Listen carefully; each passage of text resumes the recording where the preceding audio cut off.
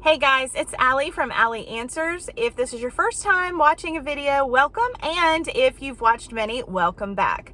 If you'll take a break right now and hit the like button, that will help the algorithm so that more people will see this video and we can do more good. Having a loved one in the hospital and not being able to get answers or not feeling like there's a lot of communication has been an issue in the past for many people.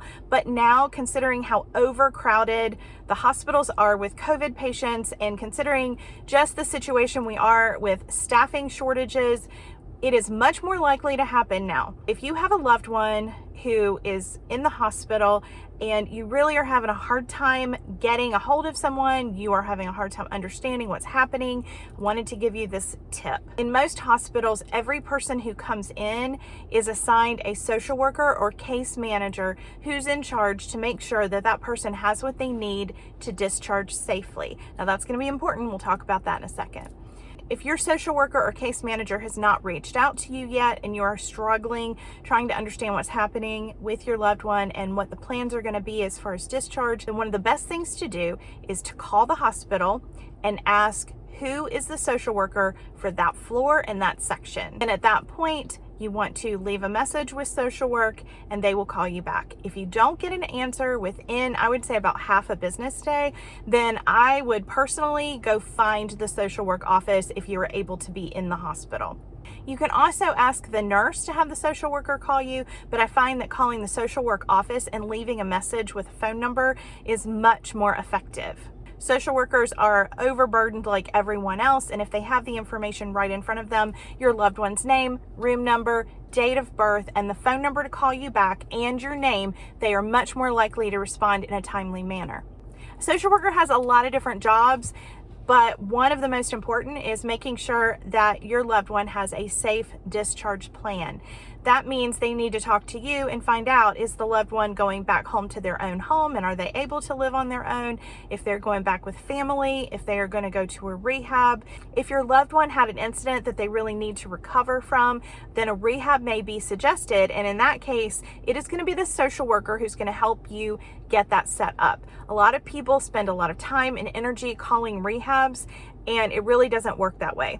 You have to get the social worker to send the information out to the rehab, and it's based on if the insurance is taken by that particular rehab, how full they are, of course, how many empty beds they have for the type of rehab that your loved one needs. It's complicated, and that's why you need to use your social worker. Now, on the other hand, if your loved one cannot go home and they have to go to a community, that is 100% on you. So number 3 is knowing that you are going to be 100% responsible for making sure that your loved one has a safe place to go if they've told you that the person cannot go home to their own house.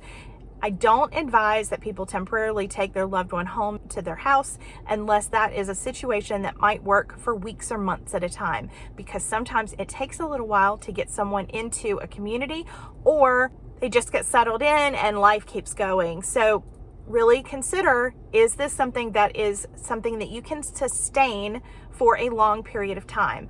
Often a few days turns into weeks and months, so give it that thought. So number 4, if you do find a community and you need to move your loved one from the hospital to the community, which is really the best way, either they need to go from the rehab or from the hospital to the community. If they go back to their house, you're going to have a hard time sometimes getting them to move, and there's going to be drama. It's just not worth it, and it creates more stress for you and more stress for your loved one.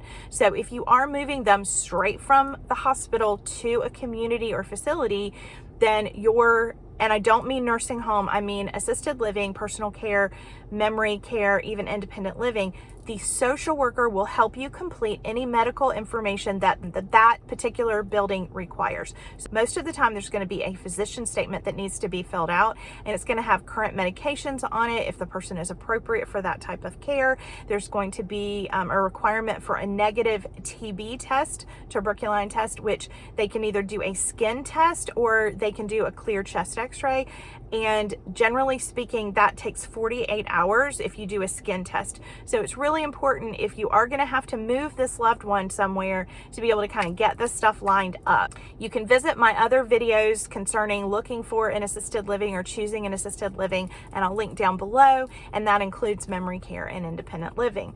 Just know that that social worker will help you get that doctor's paperwork filled out. The sooner that that paperwork gets to the community that you've chosen, the more likely you are to be able to move them in a timely manner.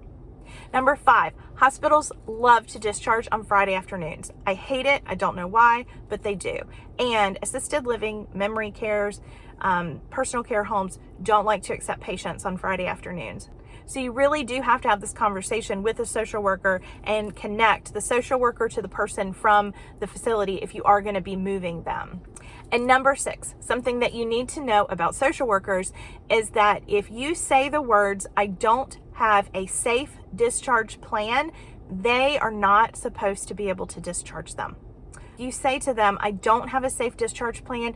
I need another day to get it in place, and this is what I need from you." You're more likely to get a yes from the doctor and hospital and Medicare and all that jazz to be able to keep your loved one at the hospital for another day if that's what you need.